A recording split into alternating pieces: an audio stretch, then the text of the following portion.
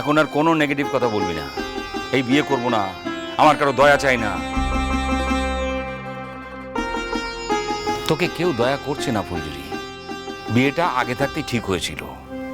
আর লালন তোর চোখ দেখে তোকে ভালোবাসেনি, ও তোর মন দেখে তোকে ভালোবেসেছে। অনেকে তো চোখ থাকতেও অন্ধ। আর আমাদের এই বিশ্বাসটুকু তোর উপরে আছে যে তুই যদি চোখে নাও দেখতে পাস তাহলেও তোর অন্তরটা একই রকম থাকবে। যা ঘটে গেছে সেটা তো একটা অ্যাক্সিডেন্ট ফুলঝুরি, সেটার উপর তো তোর কোনো হাত নেই। ওর তো আমার তো এখন মনে হচ্ছে এটা কোনো অ্যাক্সিডেন্ট নয়। কি ইচ্ছে করে ঘটিয়েছে এটা? ইচ্ছে করে? ইচ্ছে করে? কার এত ক্ষমতা ছোটকা, কার এত সাহস? আচ্ছা ফুলঝুরির সঙ্গেই বা এরকম কেন করবে? হ্যাঁ রে ফুলঝুরি, তোর ওই গানের কম্পিটিশনের ওখান থেকে কেউ যায়নি তো? ভেবে বল। জানি না চড়ুই দিদি, আমি কিছু বলতে পারবো না গো।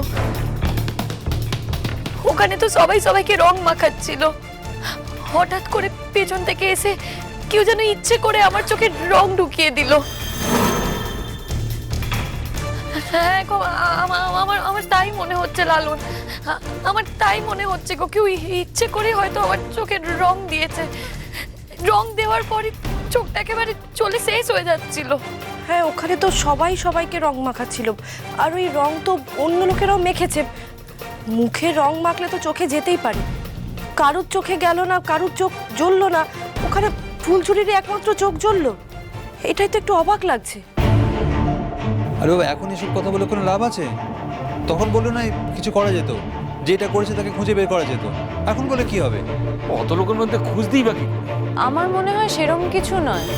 ফুলঝুরি তো গান নিয়ে বেশ নামটাম করেছে, তাই হয়তো কেউ ভেবেছিল যে সেলিব্রিটির গায়ে রং মাখাবে, তাই সেই সুযোগে মাখিয়ে দিয়েছে। আর যদি না হয় তাহলে তো এই ব্যাপারে মুভ করা উচিত, বলো ছোটকা আমাদের? নিশ্চয়ই মুভ করা উচিত। আমরা তো জানি না ঠিক কি হয়েছে, পুলিশকে ইনফর্ম করবো আমরা। যদি কিছু হয়ে থাকে তাহলে পুলিশ খুঁজে বের করুক কি হয়েছে।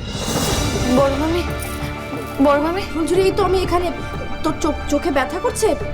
না বড় মামি, বলছে আমাকে একটু ঘরে নিয়ে যাবে গো। আমি একটু ঘরে যাব। এখানে বসে থেকেই বা কি করব বলো? আমি তো এখন আর কোনো কাজ করতে পারবো না। তোমাদের সংসারের কোনো কাজেই আর আমি লাগবো না। তোকে এসব কথা কে বলতে বলেছে বলতো ফুলঝুরি? এখন এসব কথাগুলো কি বলার সময়? দেখ ফুলঝুরি, তুই কিন্তু বড্ড পাকা হয়েছিস। আমাকে অমানুষ না কসাই?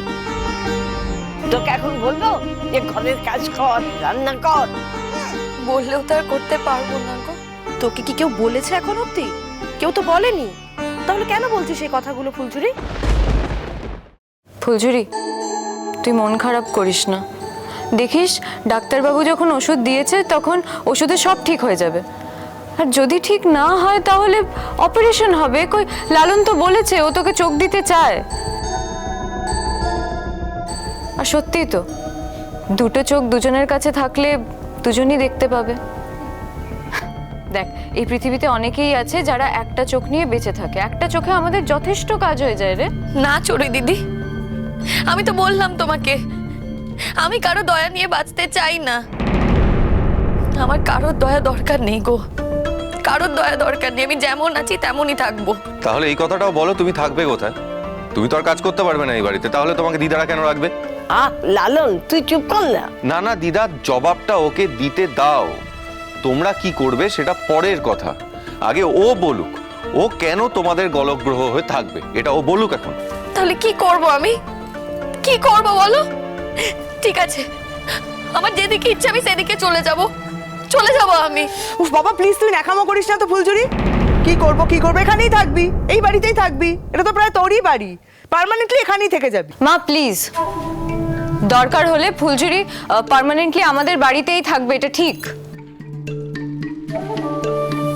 যদি সত্যি ওর বিয়ে না হয়, যদি সত্যি ও চোখে দেখতে না পায়, তাহলে আমরা সবাই ওর দায়িত্ব নেব। আর তুমি যতই বিধিয়ে বিধিয়ে কথা বলো, ফুলঝুরি আর তোমার কোনো কথা শুনবে না। চড়ুই, আমি যা বলছি একদম ঠিক বলছি মা। এতদিন পর্যন্ত তুমি আমার চোখে ঠুলি পরিয়ে রেখেছিলে, হ্যাঁ, আর এখন সেই টুলি আমার চোখ থেকে সরে গেছে। তাই আমি সত্যিকে সত্যি বলে জানতে পারছি, মিথ্যেকে মিথ্যে বলে বুঝতে পারছি। তাই আমি আর তোমার কোনো কথা ইনফ্লুয়েন্সড হব না। সাবাস সাবাস। আমি আমি আমি এই দিনটার অপেক্ষায় ছিলাম মা। আজ আমি সত্যি তৃপ্ত। আমি মানছি যে বাড়িতে একটা দুর্ঘটনা ঘটে গেছে, কিন্তু ঈশ্বর আর একটা জানলাও কিন্তু খুলে দিয়েছে। আজকে তুই ফুলঝুরি সম্পর্কে যে কথাগুলো বললি, সে কথাগুলো শুনতে আমার ভীষণ ভালো লাগলো মা। আমার খুব আনন্দ হলো।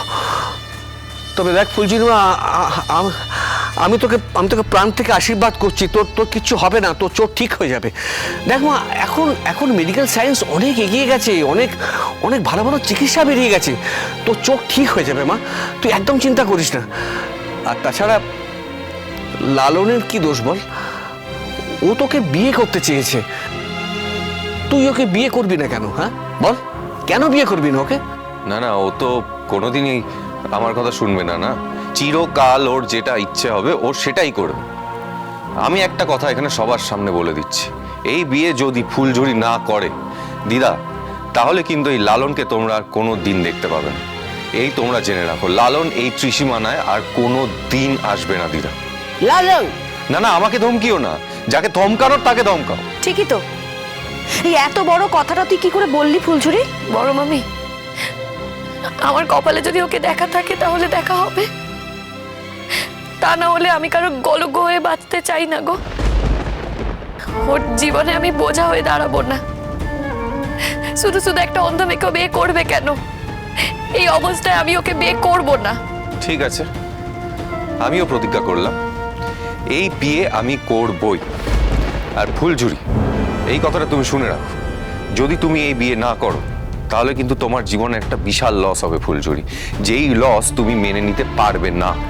লালন, কোনো কথা শুনতে যাই না, আমি যেটা বললাম সেটাই ঠিক।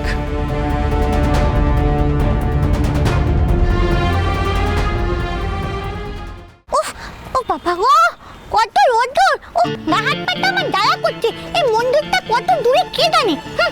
যাই বাবা, আমি মন্দিরটা চলে যাই। হ্যাঁ, এই তো এই দেখো, আমি তো মায়ের মতন করে ডালা সাজিয়েছি, বাতাসা, ফুল, দল, তারপরে মোমবাতি, ধূপকাঠি সব নিয়েছি। হ্যাঁ, ওই জাগ্রত মন্দিরটা আমার যেতে হবে তো। হ্যাঁ, মা যায় তো।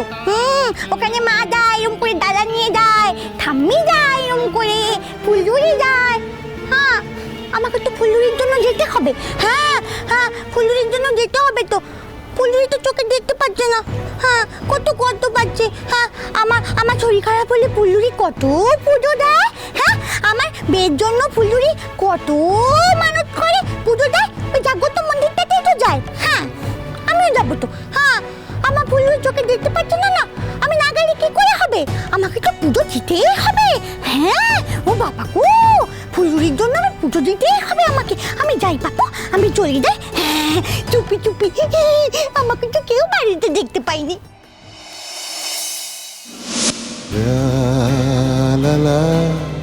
হ্যালো, আরে আমি একটু বিজি আছি, গাড়ি চালাচ্ছিলাম। হ্যাঁ, আমি তোমাকে পরে ফোন করছি। হ্যাঁ হ্যাঁ, যা যা হয়েছে আমি সব বলবো। তবে ইন শর্ট এখন এইটুকু বলতে পারি যে আমাদের ছেলে মেয়েদের তৈরি করতে হবে, ঠিক আছে? একটা প্রেজেন্টেশন দিতে হবে। ওরা আসবে, সামনে প্রোগ্রাম আছে তো। শোনো না, আমি যেটা বলছি, আমাদের যেসব ছেলেমেয়েরা একটু ভালো পারফর্ম করতে পারছে তাদের নিয়ে একটা স্পেশাল প্রোগ্রাম করিও তো। হ্যাঁ, আর এটা মনে রাখো, আমাদের সমস্ত বেনিফিশিয়ারিকে কিন্তু ব্যবহার করতে হবে। দেখো, কেউ হয়তো একটু বেটার পারে, কেউ একটু কম পারে, তার মানে এই না যে কম পারে সে কোনোদিন ওই বেটার জায়গাটা টাচ করতে পারবে না, সেটা খেয়াল রাখবে। আর ওদের নিয়ে একটু যত্ন করে কাজ করাবে।